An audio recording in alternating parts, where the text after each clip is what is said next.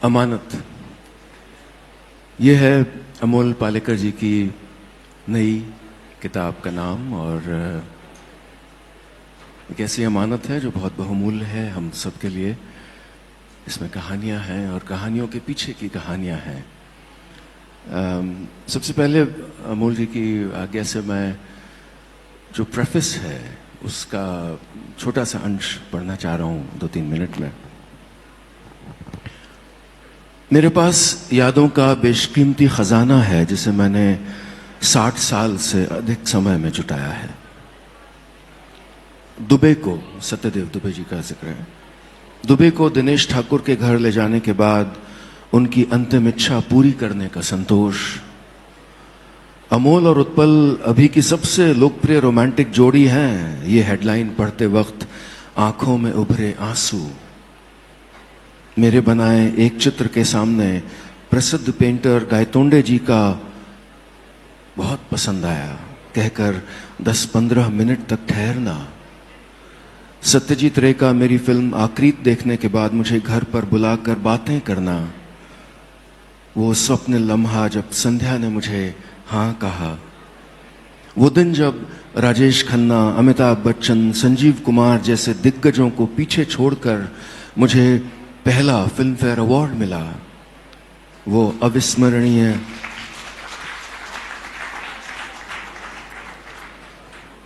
अविस्मरणीय अलसुबह जब किशोरी ताई ने मुझे रियाज सुनने के लिए बुलाया और राग ललित सुनाकर मंत्रमुग्ध कर दिया।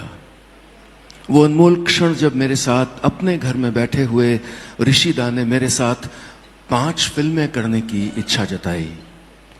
राजश्री पिक्चर्स के राजबाबू बड़जात्या जी की पीठ पर दी हुई प्रशंसा से भरी थपकी। कसूर के 25 हाउसफुल शोज जिसमें मैंने 75 साल की उम्र में लगातार 80 मिनटों तक रंगमंच पर एसीपी दंडवते का किरदार निभाया था। इन सभी अत्यंत संतोषजनक पलों को यदि बाहर निकालता गया तो गगनचुंबी इमारत खड़ी हो जाएगी। पर फिर अपरिहार्य अनगिनत निर्णायक और दर्द से भरे क्षण यदि भरना चाहें तो उनकी चुभती हुई नोकों से थैला फट जाएगा। शायद अच्छा ही होगा, ये तूफान रुक जाएगा और वही क्षण कैद करने लायक होगा जब थैला फटेगा। भरे हुए सारे टुकड़े स्लो मोशन में बर्फ के फाहों की तरह हवा में तैरते हुए धीरे धीरे जमीन पर गिरेंगे। इनसे जो आकार बनेगा वही मेरा आकार होगा। ब्लॉटिंग पेपर पर इधर उधर फैलते अल्ट्रामरीन ब्लू के धब्बे की तरह आकारहीन फिर भी गीला। मौत के कुएं में चक्कर लगाने वाले और बाहर से उन चक्करों को देखने में मग्न व्यक्ति दोनों का अनुभव और भावना एक जैसी कैसे हो सकती है? क्या कठिन परीक्षा से गुजर रहे लोगों की गति दूर से देखने वालों की गति से मेल खा सकती है? क्या रखना है क्या नहीं कि अपनी बात पर वापस आते हुए क्या एक एआई टूल इस झमेले को सुलझाने में मेरी मदद कर सकता है? कंप्यूटर एक आदेश आसानी से मान सकता है, सबसे पहले जमीन को छूने वाली मेरी यादों के 100 टुकड़ों को सामने रखो।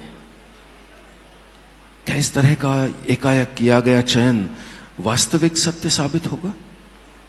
चलो किसी और को यह गुत्थी सुलझाने दो, शायद प्रकाशक, उन्हें निकालने दो उन सारी यादों को जो उनकी अपेक्षित पृष्ठ संख्या में समा नहीं सकती। बिन कही गई चीजें जो छूट गईं या की गई गलतियां अधिक बिकाऊ होंगी शायद। वासनाकांड नाटक में समर्पण की तृप्ति का क्षण अधिक विस्तार से ना कर पाना, कई कलाकारों को वे साधारण हैं कहने का मौका गंवाना, बीआर चोपड़ा के खिलाफ केस जीतने पर उनको अंगूठा न दिखा पाना, मां को माफ कर देने की बात उनसे कहनी रह गई, कई दोस्तों, गुरुओं, मार्गदर्शकों को अंतिम बार देखना रह गया। कौन जानता है किन अवशेषों की अधिक मांग होगी? क्या मेरे पास इनमें से किसी के लिए भी जिस अनासक्ति की जरूरत है वो है? क्या ये सब निस्वार्थ रूप से पूरा होगा? क्या मैं सच में ईमानदार रह सकूंगा? क्या मैं इस तरह की बायोप्सी के बाद भी निर्विकार रह सकूंगा, सिसिफस की तरह? यूरेनियम पर शोध करते समय मैरी क्यूरी ने रेडियम और पोलोनियम की खोज की, जिसके लिए उनको दूसरा नोबेल पुरस्कार मिला, लेकिन वही पुरस्कार उनकी मौत का कारण भी बना। उनकी मृत्यु अप्लास्टिक अनीमिया से हुई। इतना ही नहीं, कहा जाता है कि उनकी नोटबुक, शोध पत्र भी अगले 1500 साल तक विकरण छोड़ते रहेंगे। ये सब मुझे अभी क्यों याद आ रहा है? दिस स्ट्रीम ऑफ कॉन्शियसनेस, आकस्मिक, उतनी ही अनियंत्रित, बेतुके प्रस्फुटन, 8 दशकों की ये समग्रता, यदि किसी को व्यर्थ लगे तो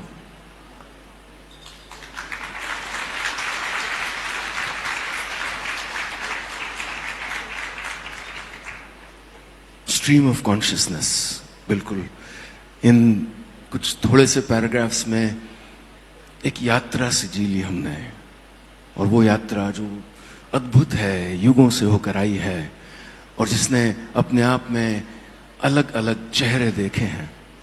संध्या जी, आपसे जानना चाहता हूं पहले,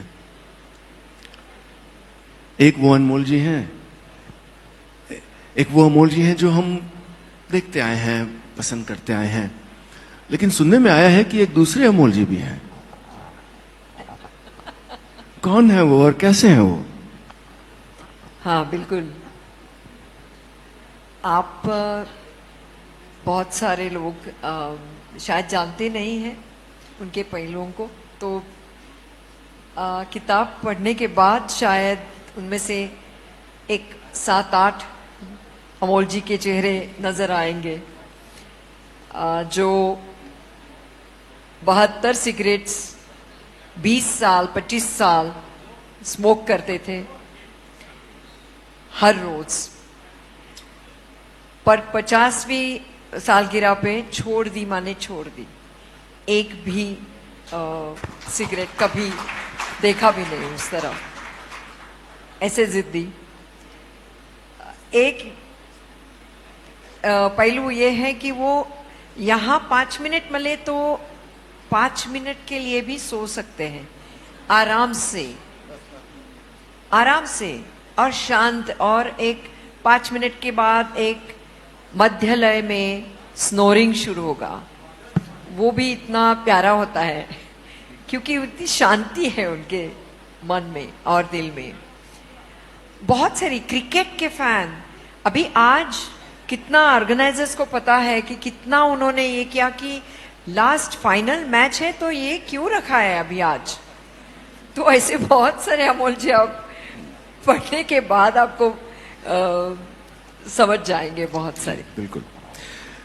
अमोल जी, आपकी यात्रा में, जैसा कि क्रिएटिव जीनियसेस के साथ कई बार होता है, कई यात्राएं हैं, और ये यात्रा फिल्मों से नहीं शुरू हुई थी शायद। आप क्या फिल्में आपके सपनों, आपके एम्बिशंस का हिस्सा थी भी?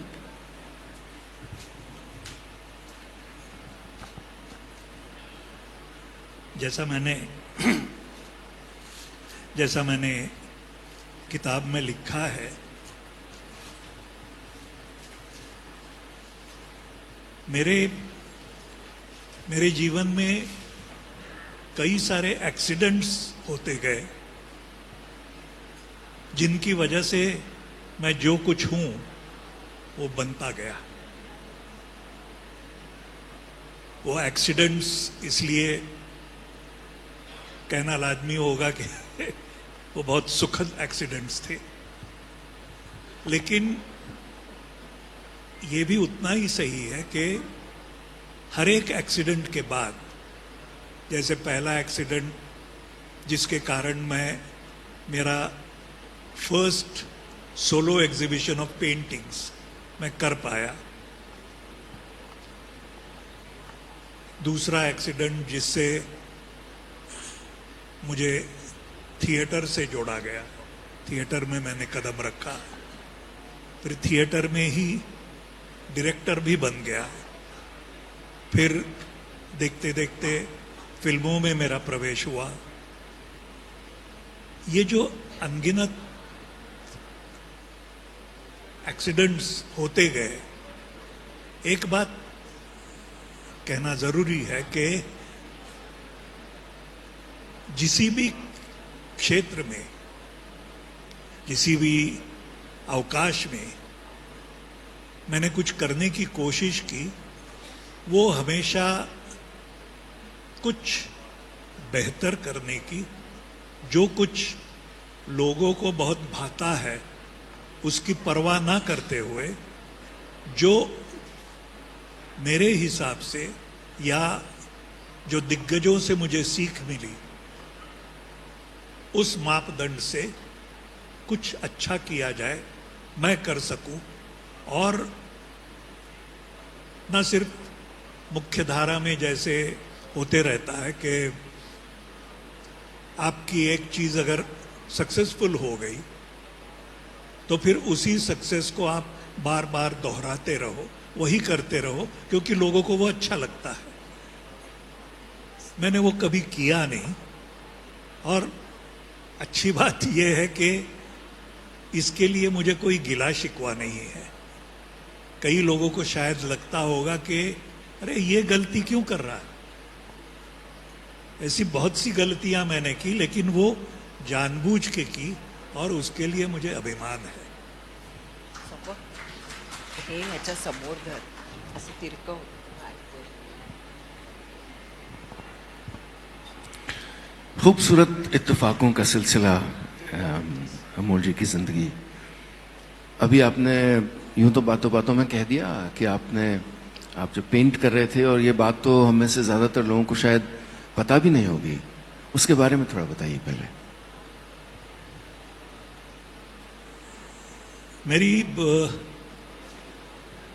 मेरी शुरुआत हुई वो चित्रकार बनने की उम्मीद और कोशिश से हुई।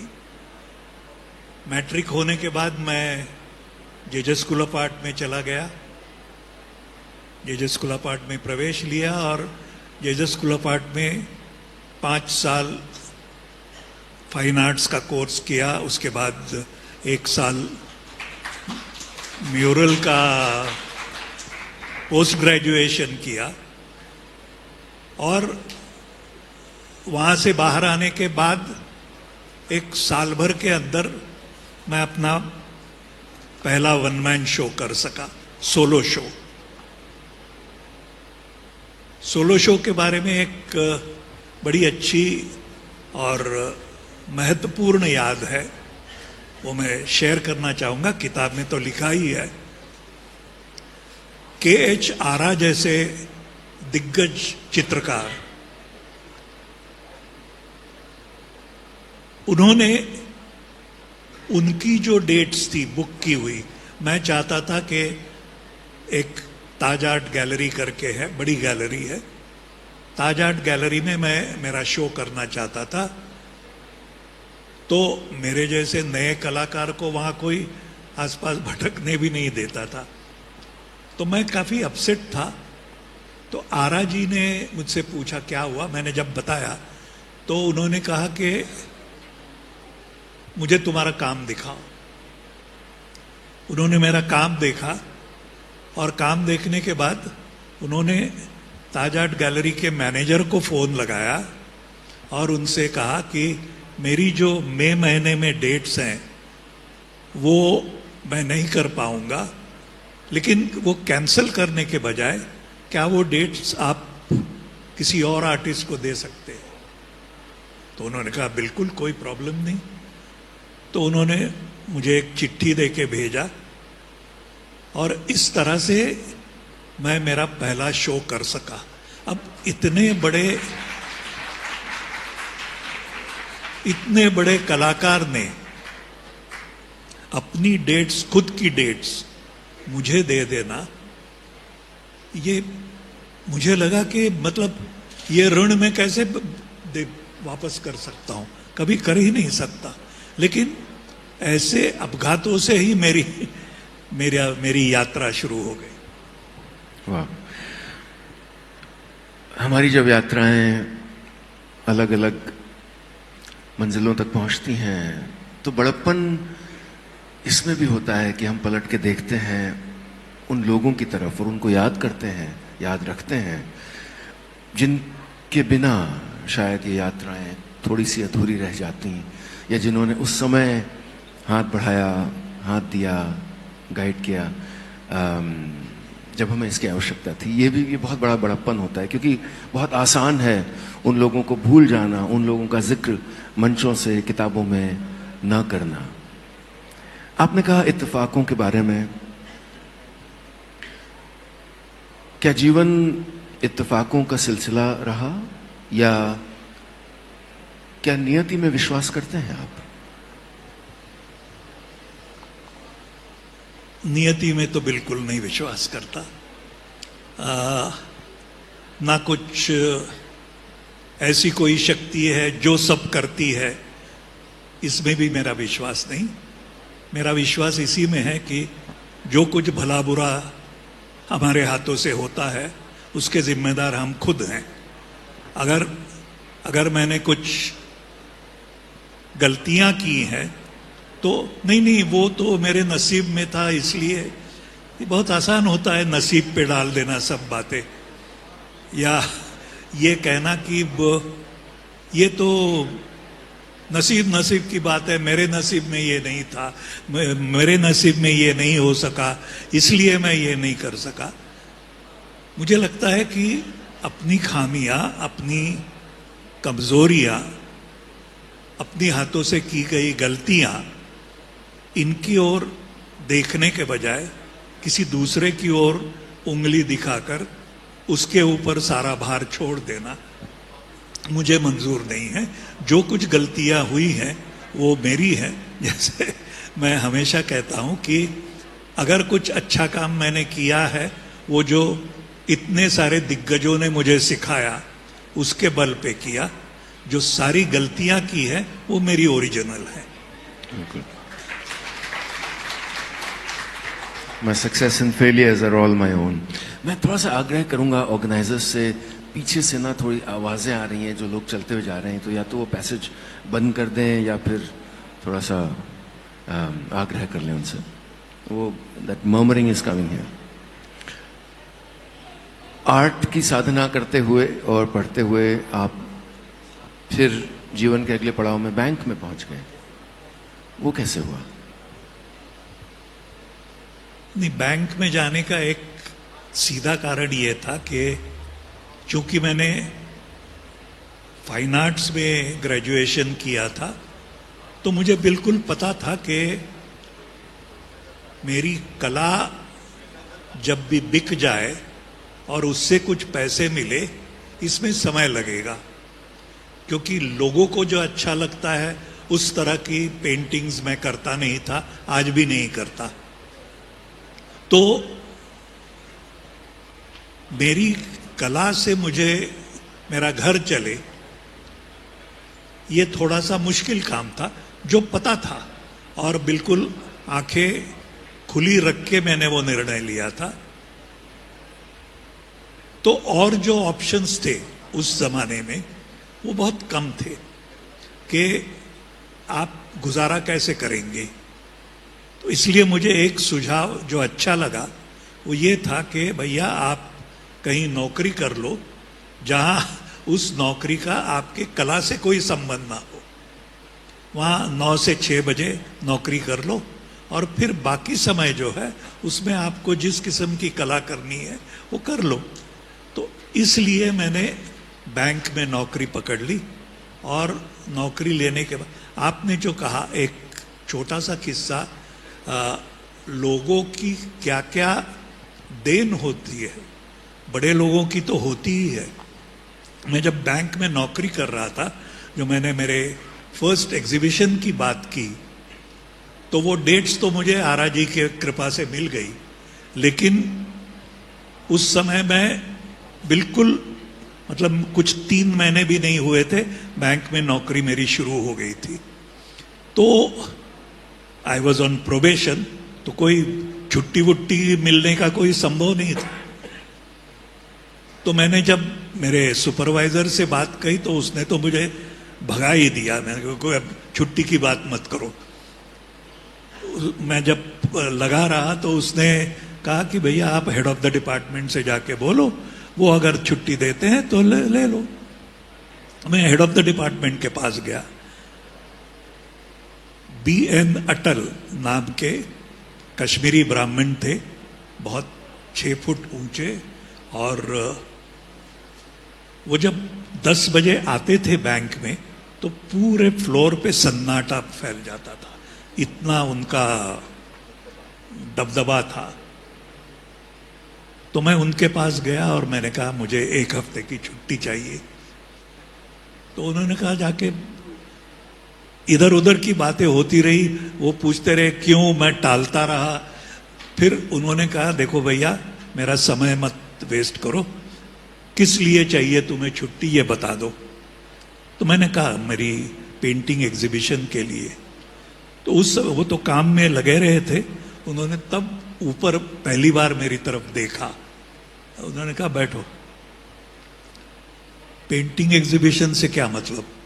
तो फिर मैंने संक्षिप्त में उनको बता दिया। उन्होंने कहा कि चूंकि तुम प्रोबेशन पे हो, ऑफिशियली तो मैं छुट्टी दे नहीं सकता, लेकिन तुम जो कर रहे हो अच्छा लग रहा है, इसलिए एक काम करो, उन 7 दिनों में तुम्हें जब भी चाहिए आके मस्टर पे साइन करके चले जाओ। इस तरह से अनऑफिशियल छुट्टी उन्होंने मुझे दे दी और मैं मेरा पहला सोलो शो कर पाया। अब ये ऐसी जो देन है, उनका कला क्षेत्र से कोई लेना देना नहीं था। मैं जो कर रहा था वो उनको पता भी नहीं था, अच्छा है बुरा है कुछ नहीं, लेकिन एक सद्भावना, एक प्यार, ये उन्होंने इतना भर भर के मुझे दिया कि बैंक की नौकरी फिर मेरे लिए बड़ी, मतलब एक वरदान बन गई। बिल्कुल। और फिर रजनीगंधा करने का मौका मिला, उसके बारे में बताइए। रजनीगंधा का किस्सा भी बहुत दिलचस्प किस्सा है।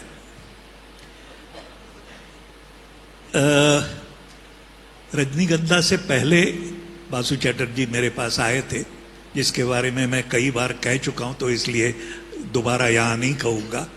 लेकिन उनको मैंने ना कह दिया था फिल्म करने के लिए। पिया का घर नाम की जो फिल्म थी उसके लिए वो मेरे पास आए थे। खैर, तो मैंने ना कहने के बाद बासुदा मेरे पास फिर से आए, यही एक अचरज की बात थी मेरे लिए। तो वो आए, हम लोग मिले और उन्होंने मुझे कहानी बताना शुरू किया। Basuda was such a brilliant film maker. Film की भाषा उनको बड़ी अच्छी आती थी, लेकिन ऐसी कहानी बताना उनको बिल्कुल आता नहीं था। मतलब मैं मिसाल के तौर पर, उन्होंने कहानी बताना शुरू किया कि क्या है, एक लड़का है, मानो तुम हो, और एक लड़की है, एक नई लड़की है, विद्या सिन्हा उसका नाम है।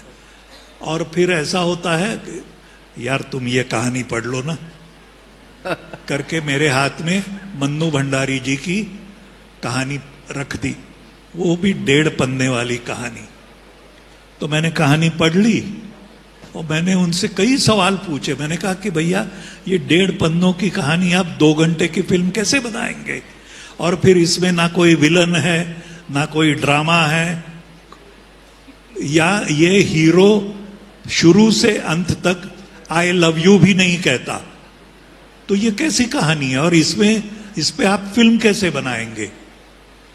तो उनकी जो उनका मिजाज था, उसके हिसाब से उन्होंने मुस्कुरा के कहा कि ये ऐसी अलग फिल्म में तुम काम करना पसंद करोगे। तो मैंने हाँ कहा और फिर रजनीगंधा की शुरुआत हुई।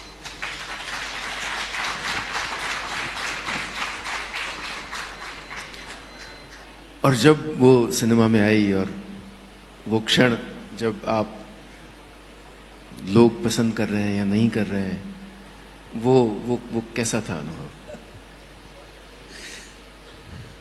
वो क्षण तो बहुत मतलब तिकड़म ही था।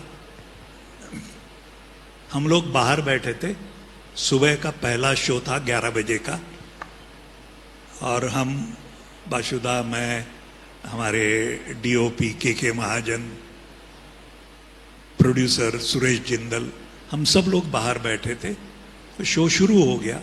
तो थोड़ी देर बाद बासुदा अंदर गए, अंदर चले गए और उन्होंने बाहर आके कहा, यार लोगों को अच्छी लग रही है, हंस रहे हैं लोग। तो फिर थोड़ी देर बाद के महाजन अंदर चला गया, वो बाहर आया और एक वो सिगरेट बहुत पिया करते थे और ज्यादा बातें कभी नहीं करते थे। तो के ने सिर्फ एक सिगरेट जला के ऐसा किया। तो ये सब चल रहा था। सुरेश जिंदल निर्माता जो थे वो मेरे पास आके बैठे और उन्होंने कहा कि यार तुमको क्या लगता है, फिल्म चलेगी नहीं चलेगी, क्या होगा? तो मैंने कहा कि यार तुम फिक्र क्यों करते हो, अगर मानो ना भी चली तो इसमें से दिनेश ठाकुर का कोई भी हिस्सा उठा लो और उस पे से एक सिगरेट की ऐड बना लो। पूरे पिक्चर में दिनेश इतनी सिगरेट पीता है, तो मैंने कहा एक सिगरेट की ऐड आराम से बन सकती है, और मेरा कोई भी हिस्सा उठा लो और टूथपेस्ट की ऐड बना लो, क्योंकि मैं सिर्फ करते रहता हूं।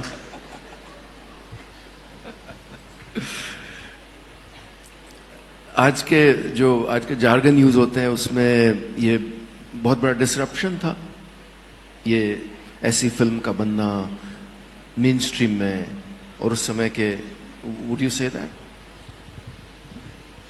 एक्चुअली वो जमाना जो था, now looking back one can very easily say that it was a renaissance period. हर क्षेत्र में, कला क्षेत्र में, चित्रकला में, स्थापत्य कला में, संगीत में, लेखन में जितने बदलाव 70s से लेके 90s तक हुए, आप अगर देखें तो ये ऐतिहासिक सत्य है कि इतने बड़े बदलाव हमारे देश में इतने तेज गति से कभी नहीं हुए। And I think I was privilege to be part of all that. तो ये सब गतिविधियां चलती रहती थी, थिएटर, सिनेमा, विजुअल आर्ट्स, संगीत। और एक उस जमाने की खासियत यह थी कि इसके सारे दिग्गज लोग एक दूसरे के साथ संवाद किया करते थे, एक दूसरे से, मतलब उसमें कोई शत्रुत्व नहीं था। एमएफ हुसैन जैसा बड़ा चित्रकार आके थिएटर के लिए सेट बनाता था, और पंडित रविशंकर जी आके फिल्म को संगीत देते थे। तो ये जो सारी लेन देन होती रहती थी वो उस जमाने में इतने बड़े पैमाने पे होती थी कि इट वाज नेचुरल के बड़े अच्छे अच्छे, और इसलिए जो एक जिसे हम लोग पैरेलल सिनेमा कहते हैं या middle of the road cinema कहते हैं, ये सिनेमा की उपज वहां से हुई। And if you look at my journey, तो it was mainly in that. और उसके बाद ऋषिदा ने 5 फिल्मों की बात की आपसे। How did that happen?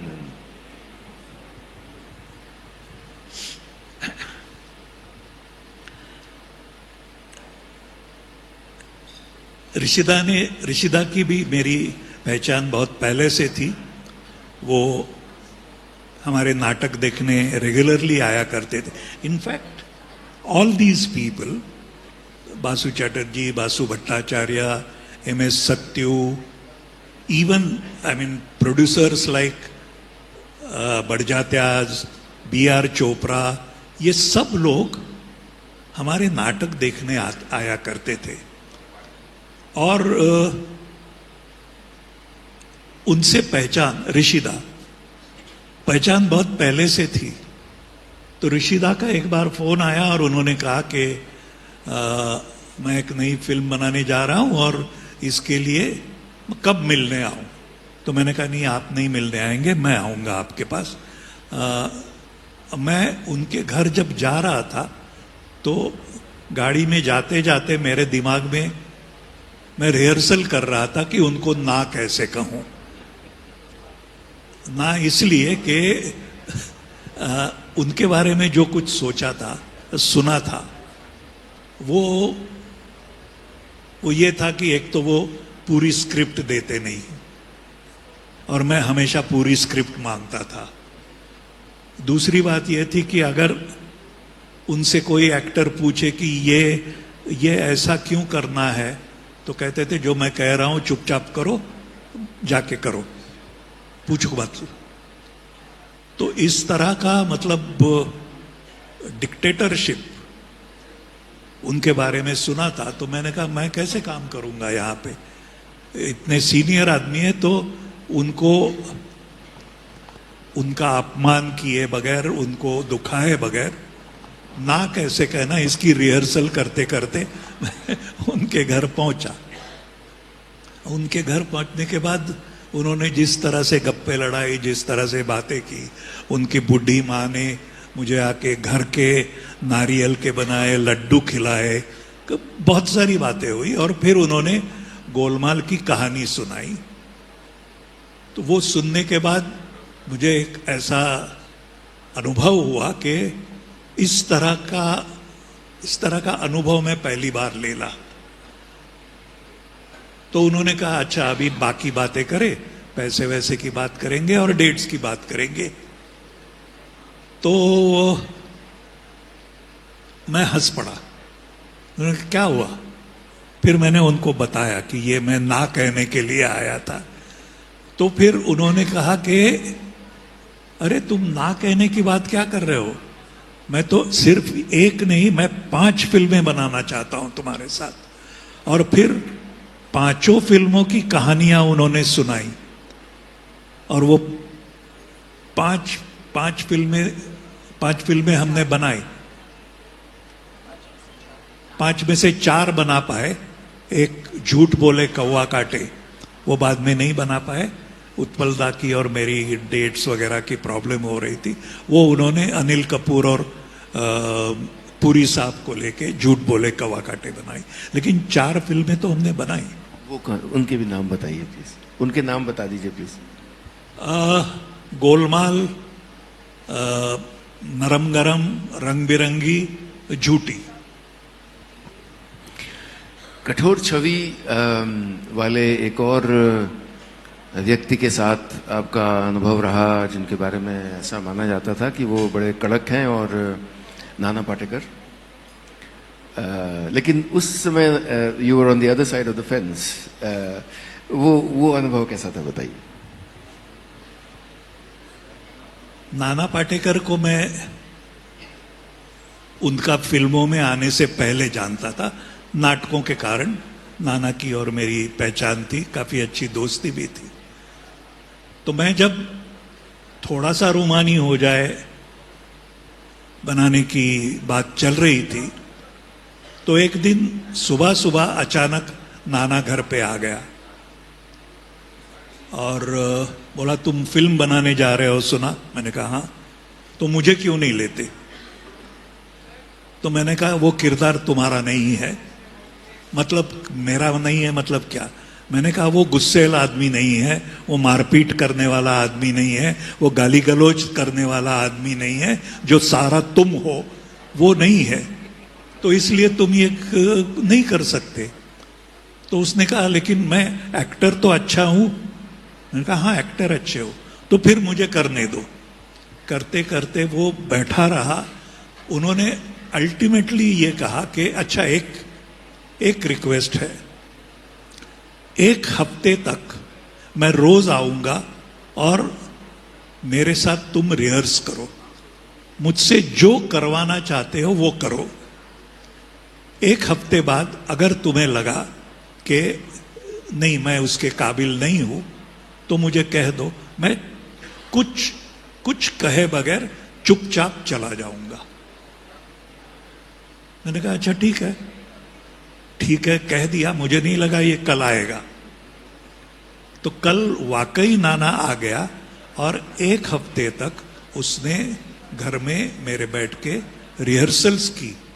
और उस हफ्ते भर में नाना में जो बदलाव आ गया वो वाकई गुस्सैल, अड़ैल, जो भी था उसके, मतलब मेरे यहाँ आने से पहले ही विधु विनोद चोपड़ा को उसने इतना मारा था, फिजिकली मारा था, और वो सारी दुनिया में बात फैल गई थी, कोई छुपी नहीं थी। संजय लीला बंसाली के साथ उसके झगड़े हुए थे। तो नाना वो था।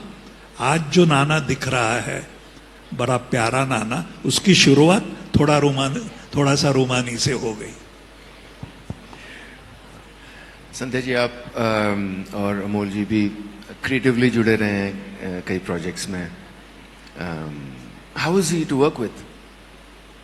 एंड जब परिवार का एक सदस्य कॉलीग भी होता है, is that balance difficult? Was it difficult with him?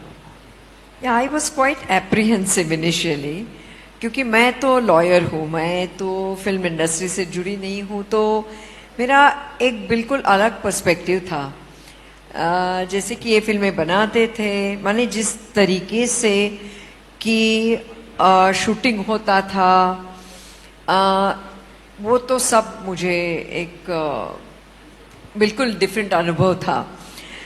तो जब इन्होंने मुझे कहा कि अनाहत लिखो, माने सूरज के अंतिम किरण से सूरज की पहली किरण तक, ये नाटक जो है सुरेंद्र वर्मा जी की, तो उसके ऊपर आप लिखिए पटकथा। तो लिखना बड़ा आसान है।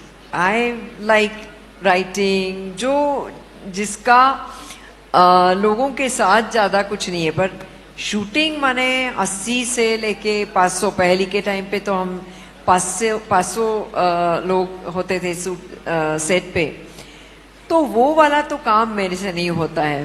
तो जो काम मुझे, मतलब एडिटिंग है, संगीत है, वो ठीक है, पर he is born a director. मतलब इतना शांति से सबको समझाते हैं, डिफरेंसेस भी है तो भी जिद्दी है ऑफ कोर्स, मतलब चॉइस दूसरे को नहीं होता है कि पर शांति से बताते हैं तो दूसरा आदमी भी लेता है, वो समझ में आता है।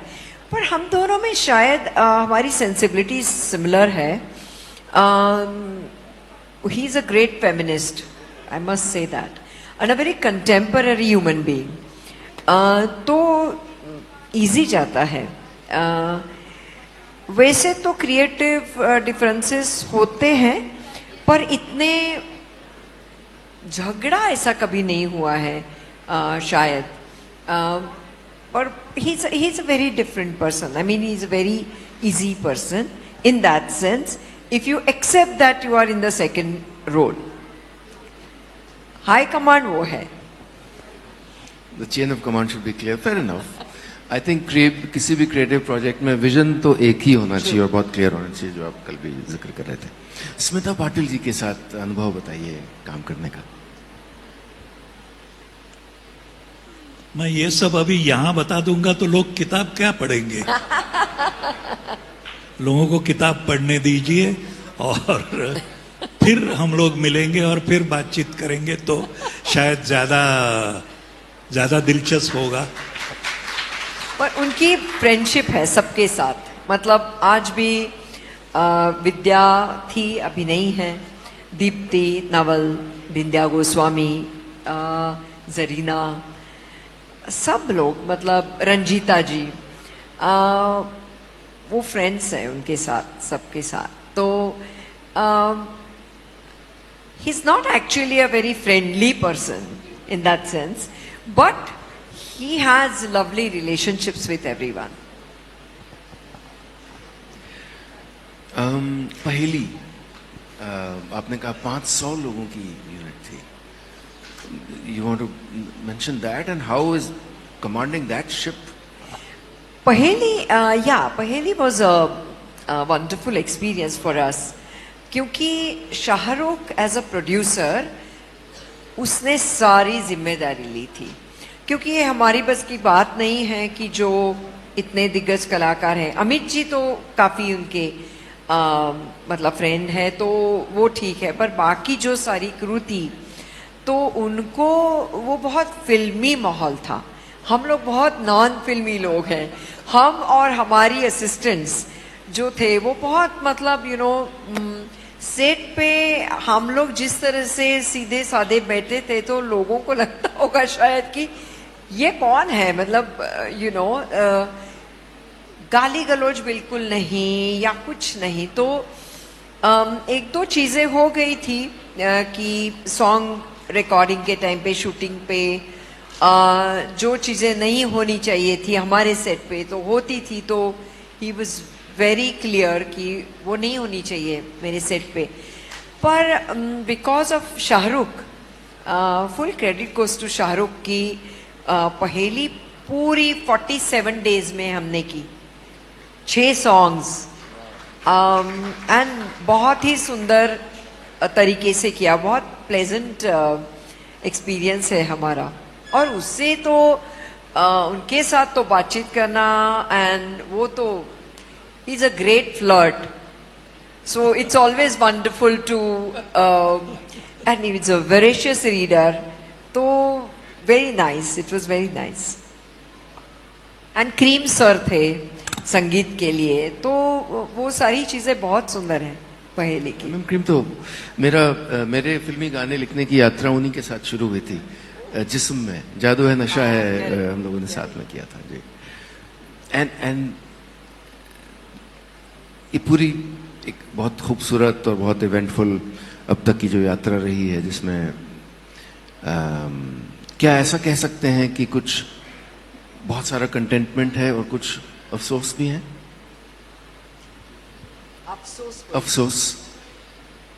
अफसोस तो मुझे नहीं लगता किसी बात का है, क्योंकि अगेन जो मैंने करना चाहा, जिस तरह से करना चाहा और मेरी टर्म्स पे करना चाहा, वो सब मैं कर सका, तो इसलिए ऐसा कोई बड़ा अफसोस तो रहा नहीं। हाँ, ऐसी चीज़ें हैं जिनसे मैंने जो गलतियां की वो मैं मान लेता हूं कि ये मेरी गलती है। और उन्होंने लिखी है अमानत में, आप जब पढ़ोगे तो इसके बारे में लिखा है, वेरी कैंडिडली और वेरी ऑनेस्टली बताया है कि ये मैं नहीं करना चाहिए था। जैसे चिल्ड्रन फिल्म सोसाइटी का प्रेसिडेंट जब मैं था तो गवर्नमेंट ऑफिशियल के साथ थोड़ी सी नोकझोंक होने के बाद मैंने रिजाइन कर दिया, और मेरे साथ हमारी सारी जो काउंसिल थी सभी ने रिजाइन कर दिया। तो उसके बाद राजीव गांधी जी ने मुझे बुलाया और उन्होंने कहा कि आपके लिए अगर कोई दिक्कत है तो आप सीधा मुझे फोन कर दीजिए, लेकिन आप रिजाइन मत कीजिए। तो मैंने कहा कि एक तो मुझे नहीं लगता ये मेरे बस की बात है, और दूसरी बात मैंने कहा कि अगर छोटी सी बात के लिए प्रधानमंत्री जी को फोन करना पड़े तो मतलब सिस्टम में कुछ गड़बड़ है। तो मैं वो गड़बड़ आपको सिर्फ दिखाना चाहता हूं, और उसका क्या इलाज हो सकता है आप ढूंढ लीजिए, मुझे मत फोर्स कीजिए। तो मैं अपने मुद्दे पे अड़ा रहा और मैंने रेजिग्नेशन वापस नहीं लिया। आज मुझे ऐसा लगता है कि ये नहीं करता अगर मैं करता तो मैं बच्चों के लिए कुछ और अच्छी चीजें कर सकता था जो मैंने हाथ से छूटने दी। तो ऐसे दो तीन वाकये हैं जहां मुझे लगता है, जैसे एक नाटक के बारे में मैंने लिखा है, वो नाटक मैंने पूरा दिल लगा के नहीं किया, मतलब डायरेक्ट नहीं किया वो, तो बाद में मुझे लगा कि उसका जो फेल्योर था वो पूरा मेरा था, और मुझे वो मान लेना चाहिए कि ये मेरा फेल्योर है, और ये जो गलतियां की ये दोबारा नहीं करूंगा। दोबारा नहीं की मैंने, लेकिन ऐसा लगा कि उस समय भी अगर मैं थोड़ा फ्लेक्सिबल रहता तो शायद वो गलतियां ना होती। अमोल जी की यात्रा, अमोल जी की किताब QR बहुत प्रासंगिक है आज के कंटेंट क्रिएटर्स के लिए, मेरे लिए व्यक्तिगत तौर पे। इसमें से जितने भी जो माइलस्टोन्स हैं, फिल्में हैं वगैरह, वो आप QR कोड्स की मदद से देख सकते हैं। तो वो यात्राएं ज़रूर करिएगा, वापस जाकर उन फिल्मों को देखिएगा, उन सीन्स को, उन कॉन्वर्सेशंस को। रेलेवेंट इसलिए हैं क्योंकि अपने मूल्यों पर टिके रहने की जिद करने वाला एक कलाकार या कोई भी व्यक्ति अक्सर हारा हुआ भी महसूस करता है। और ये बहुत बड़ी दुविधा है आज के समय की। हम आज सुबह इनफैक्ट इसी पे बात कर रहे थे, डिसेंसी पे, डिसेंट कंटेंट पे। और ऐसे कलाकार के लिए अपनी शर्तों पर काम कर पाना एक बार, और फिर लगातार करते रह जाना, सिर्फ बाजार के लिए काम न करना, जिसको आज के शब्दों में इंटरप्रेट करूं तो सिर्फ रीच और लाइक्स और स्ट्रीम्स और शेयर्स के लिए काम ना करना, लेकिन अपने following your heart, following the integrity of your art, ये बहुत बहुत बहुत रेलेवेंट है। और जो लोग जिनका नहीं लेना देना है आर्ट से, फिल्मों से, अमोल जी से, उनके लिए भी रेलेवेंट है ये किताब। क्योंकि वो जीवन में जो भी करते हैं, वो चाहे मैनेजमेंट करते हैं, वो किसी टीम का हिस्सा हैं, वो किसी टीम के मैनेजर हैं, चाहे वो फिजिसिस्ट हैं या टीचर हैं या पॉलिटिशियन हैं, लेकिन ये जो खूबसूरत जिद है, इसको थाम कर रखना, मुझे लगता है ये लाइफ लेसन है। ये किताब इसलिए मेरे लिए सिर्फ अमोल जी की कहानी नहीं है, उनकी फिल्मों की, उनकी यात्रा की, और बहुत बड़े बड़े दिग्गज कलाकारों की कहानी नहीं है। ये आपके और मेरे लिए कहानी है, आपकी और हमारी बदलते भारत की, और एक बदलते वक्त की, जिसमें चाहे कुछ भी हो जाए, अपनी शर्तों पर काम करते रहना, अपने रास्ते से ना हिलना, और पलट कर देखना, आत्मनिरीक्षण करना, जो मिला उसका खूब संतोष करना, उसके आनंद में नहा लेना, और जो नहीं कर पाए उसका भी हंसकर अफसोस कर लेना, हंसकर उसका जिक्र कर देना, किसी दुख के साथ नहीं, अवसाद के साथ नहीं, लेकिन एक ऐसे क्रॉनिकलर के साथ की तरह, अपने ही जीवन के क्रॉनिकलर की तरह। बहुत खूबसूरत कला है। इस किताब के लिए और ये सब सिखाने के लिए आपका बहुत धन्यवाद मैं आपको देता हूँ अमोल जी। और thank you so much. Thank you so much. Thank you very much.